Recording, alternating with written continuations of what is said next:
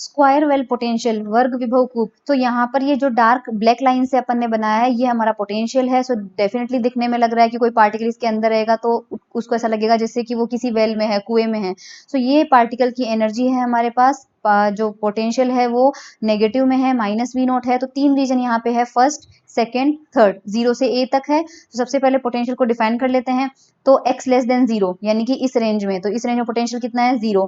x greater than a, greater than में a में potential कितना है 0। केवल 0 से a तक पोटेंशियल कितना है -V0 है। सो श्रोडिंगर इक्वेशन लिखते हैं तीनों के अंदर। तो क्योंकि x लेस देन 0 और ग्रेटर देन a दोनों में ही पोटेंशियल तो कुछ है नहीं, सो यहाँ पर हमारे पास जो साई1 है फर्स्ट रीजन में उसमें पोटेंशियल का टर्म नहीं आएगा और ये वाली इक्वेशन आ जाएगी विदाउट पोटेंशियल। 0 से a में हमारे पास जनरल श्रोडिंगर इक्वेशन होती है ये वाली, ठीक है। यहाँ पर ये वाला टर्म आता है, फिर यहाँ पर प्लस का पोटेंशियल आता है, पर क्योंकि हमारे पास माइनस है तो -V0 आ जाएगा एंड उसकी पार्टिकल की एनर्जी है E साई।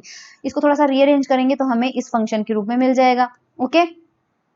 उसके बाद ये साई थर्ड है, तो थर्ड के अंदर हमारे पास फिर से पोटेंशियल 0, तो साई थर्ड में मिल जाएगा। अब क्योंकि साई फर्स्ट और साई थर्ड दिखने में बिल्कुल एक जैसे हैं, सो के और के प्राइम जैसे कि प्रीवियस केसेस में हम अपन करते आए हैं, सो यहाँ पर के को ये मानेंगे और के प्राइम को ये मानेंगे। तो ऊपर जो तीनों इक्वेशंस हैं वो तीनों इक्वेशंस जिस भी रूप में आएगी उसके 3 सोल्यूशंस अपन को मिलेंगे। साई फर्स्ट ये होगा, साई सेकेंड ये होगा, साई थर्ड ये होगा। सो रीजन मैंने आपको बता रखा है, क्योंकि x लेस देन 0 में और x ग्रेटर देन a के अंदर हमारे पास पोटेंशियल 0 है और केवल k का एक्सप्रेशन मिला है अपन को। तो यहाँ पर जो सोल्यूशन है वो k के टर्म में है और आयोटा इसलिए लग रहा है क्योंकि वो प्लस में है, ठीक है। आयोटा हमारे पास यहाँ पर सब में ही, यहाँ पर देखो ये जो है बीच में प्लस साइन है, इसमें भी और इसमें भी प्लस साइन है। तो ये साई सेकंड हो गया, ये साई थर्ड हो गया, और अगर आप फर्स्ट में भी देखें तो यहाँ पर भी प्लस साइन है।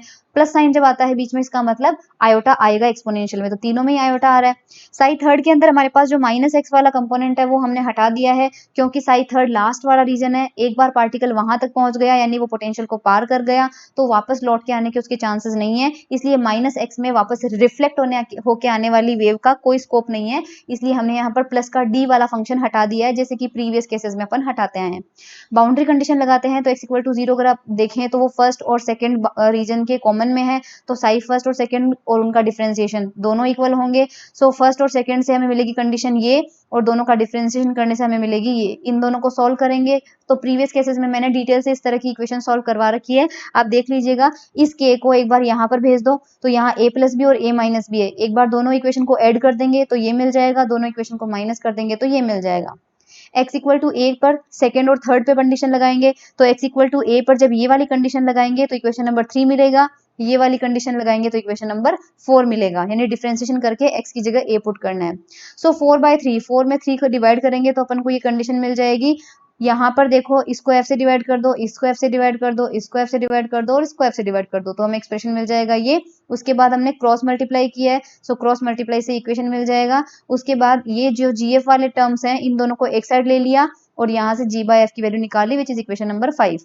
इसके बाद इक्वेशन नंबर 3 आप देख लेना, इक्वेशन नंबर 3 ये मिली थी हमें और इक्वेशन नंबर 1 में हमें ये मिला था, तो दोनों को डिवाइड किया है। यहाँ से इस एक्सप्रेशन को, एक्सपोनेंशियल को इधर भेज देंगे तो वो माइनस पावर के साथ चला जाएगा, और यहाँ पर अपन को सॉरी ये जो एक्सपोनेंशियल वाला टर्म है इसको क्रॉस मल्टीप्लिकेशन से नीचे भेज दिया तो वो यहाँ पर आ गया, जो 2 वाला फैक्टर है उसको ऊपर भेज दिया तो यहाँ पर 2 आ गया। इसके बाद देखो यहाँ पर इस जगह k एलसीएम में आ जाएगा, यहाँ से भी k एलसीएम में आ जाएगा, एलसीएम वाला जो k आएगा वो ऊपर चला जाएगा तो ये ऊपर वो आ जाएगा एलसीएम वाला k, और यहाँ k प्लस k प्राइम हो जाएगा, यहाँ k माइनस k प्राइम हो जाएगा, तो ये यहाँ पर लिख दिया। g/f इक्वेशन नंबर अपन को 5 में मिला हुआ था, आप ऊपर देखिएगा। सो वहां से g/f का एक्सप्रेशन जो ये आया है ये तो यहाँ पुट करना है और एक यहाँ पर पुट करना है, तो ये g/f की वैल्यू यहाँ पुट कर दी और ये g/f की वैल्यू यहाँ पुट कर दी। ऊपर और नीचे दोनों में एलसीएम हमारे पास कॉमन आ रहा है, k plus k prime LCM आ जाएगा, k plus k prime LCM आ जाएगा। एक्चुअल में ये सारी चीजें हमने बहुत बार कर रखी है प्रीवियस लेक्चर्स में, आप देखिएगा ध्यान से, तो हमें कुछ इस तरह से एक्सप्रेशन मिल जाएगा। उसके बाद हमने क्या किया है यहाँ पर ये देखो k प्लस k प्राइम और यहाँ से जो टर्म्स कैंसिल हो रहे हैं उनको कैंसिल कर दिया, तो ऊपर तो आ जाएगा 4k टाइम्स आ जाएगा, ओके। और ये जो टर्म है e की पावर i के इसको ऊपर भेज दिया, नीचे है ना e की पावर i के तो ऊपर जाती है क्या हो जाएगा, माइनस में हो जाएगा। रिमेनिंग पार्ट अपन ने यहाँ पर लिख दिया है, और रिमेनिंग पार्ट में ध्यान से अगर आप देखें तो ये देखो ये a प्लस बी का होल स्क्वायर है, यहाँ पर a माइनस बी का होल स्क्वायर है, तो इसको भी ओपन करेंगे तो a square plus b square तो आएगा ही आएगा, इसको ओपन करेंगे तो a square plus b square तो आएगा ही आएगा। सो दोनों में से इसमें और इसमें a square plus b square common लेंगे तो यहाँ से तो इसका फैक्टर 1 है और यहाँ से इसका फैक्टर एक्सपोनेंशियल वाला, तो ये कॉमन आ जाएगा। जो 2k k प्राइम वाला है इसमें और 2k प्राइम वाला इसमें, उसको भी कॉमन लेंगे तो रिमेनिंग बच जाएगा हमारे पास ये। उसके बाद ये जो आयोटा वाला टर्म है, इस आयोटा को उठा के सबसे नीचे लेके आ जाओ यहाँ पे और इसी को डिवाइड कर दो इसके नीचे, तो डिवाइड करने से अपन को ये वाला एक्सप्रेशन मिल जाएंगे। और ये मैंने बता रखा आपको साइन वाला फंक्शन होता है और ये कोस वाला फंक्शन होता है, तो साइन कोस में कन्वर्ट कर लिया और सी बाय ए का एक्सप्रेशन अपन को ये मिल गया। यानी यहाँ पर मैंने क्या किया है, ऊपर आयोटा से मल्टीप्लाई कर दिया और नीचे भी आयोटा से मल्टीप्लाई कर दिया, तब आपको एक्सप्रेशन मिल जाएगा। सिमिलरली इक्वेशन 2/1 को आप खुद सॉल्व कीजिएगा, बी बाय ए हमें मिल जाएगा। नहीं सॉल्व होता है तो प्रीवियस लेक्चर में सेम टू सेम डेरिवेशन किया हुआ है, वो आप चेक कर लीजिएगा।